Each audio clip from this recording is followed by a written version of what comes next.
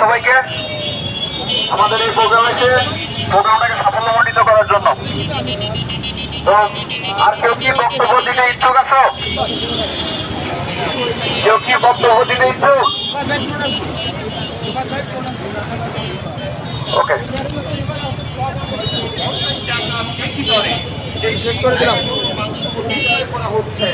শুধুমাত্র আজকের দিনের জন্য যারা